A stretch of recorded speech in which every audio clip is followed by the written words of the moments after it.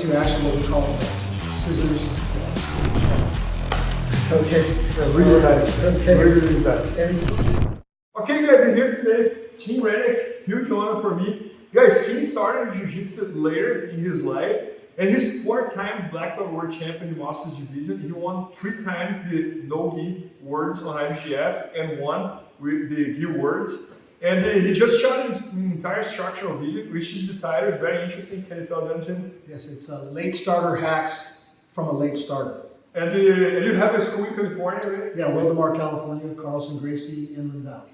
That's awesome. And today's you're going to show the Kimura, right? Yeah, show a Kimura into actually what we call the scissors of death. There you go. So I started Jiu-Jitsu at age 43, and like many people, like when they start, they say, "Man, I've been missing out on this, and where has this been all my life?" And one of my big things was, I kind of got to catch up and find some hacks to get into. But as an older guy, you can't do all the moves that maybe some of the younger guys do. One of the ones that you see a lot of times is like Craig Jones, Adam Borzinski doing their arm bar from the turtle position, like the deadlift arm bar. And while I'm much better looking than both of those guys, I'm not quite as acrobatic. Okay, so when I enter that position, like if I'm in turtle, sometimes it's not the easiest thing on a larger guy to try to take the back. What I like to try to do to get him flipped over is I'll threaten the wrist right on this side, so he's worried about this. And then as he's thinking about that, I jump over to this side and make a quick jump, because I don't want to stay over here and have him lock my wrist and roll me, right? Especially, a bigger guy, right? So as soon as I jump over, I bring it in, and I try to want to get a 2-on-1 grip. It looks like I'm holding a baseball bat here, okay? And what you'll see like Craig and Adam do is they pop up real quick, lift the guy up, and try to go to an arm bar. I like to do a little more slow and controlled here. Pull with that baseball bat grip, I pull everything up to his chest, hop up on my toes, and now I want to force him over. The way I force him over, I'm going to force him like into a forward roll. I'm going to take my knee and try to drive it into his temple on this side and make him look away.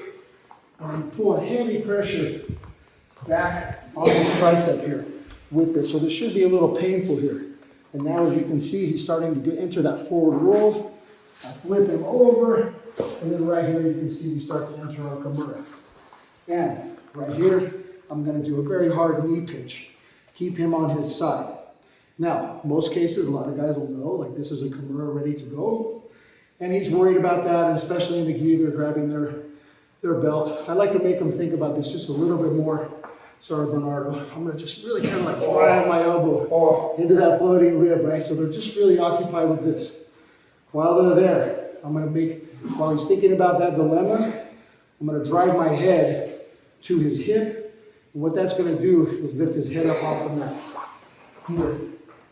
And you can see now his head's off the mat. And I want to try to catch the V of his chin with the V of my knee and fall over to my side.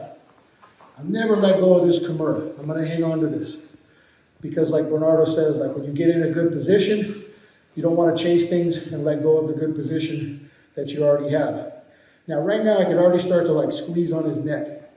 But if you see, my bottom knee is not right underneath his spine, and that's what's going to make this work. So a little hip escape here, so that right now my knee is on the top over his trachea, bottom knee right under his spine, his neck below. Critical detail here, top leg behind the bottom. Now when I go to straight, I'm just going to straighten my legs out. My knees will actually touch if his neck weren't there. Right into the tap.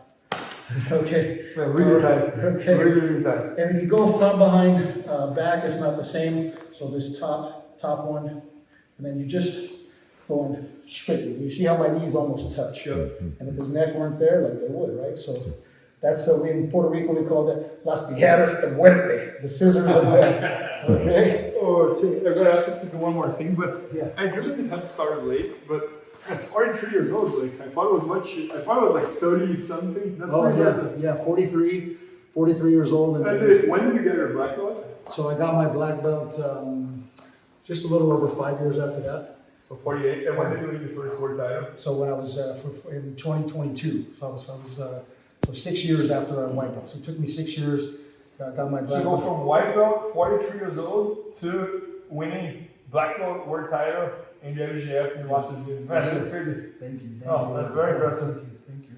Let's do it again. Okay, so again, you know, we can try to take this back, but let's try to keep this simple here. Come in, I fake a wrist right this side.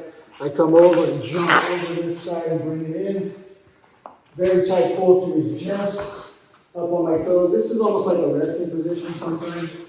I drive his head over, make him look this way as I drive him over, right into our Kimura trap. Lock this up and pinching tight here, keeping him on his side. Make sure we address his ribs. Pop up, trap, little hip escape. Straighten those legs. And that's it. No, I love how you really treat the person because I was not expecting the choke. I was thinking you wouldn't finish it with the Kimura. Yeah. And even when you do this thing that you move forward here, I still don't know that you're trying to go for the. Oh yeah, he's thinking this. Yeah. No, that's really, really cool. Thank you. And yes, so guys, Tim just shot an entire instructional this week, all about these subjects, about how to win in Jiu-Jitsu starting late, which was his case, and he's the perfect example for that. And it's going to be at IBJJFanatics.com. Maybe by the time you're watching, it's already there. So make sure to check that out. And thanks so much. Thank you, appreciate it. I appreciate it. Please help me out to grow my YouTube channel. Just click subscribe. And to watch more videos, just click under see more videos. I hope you enjoyed.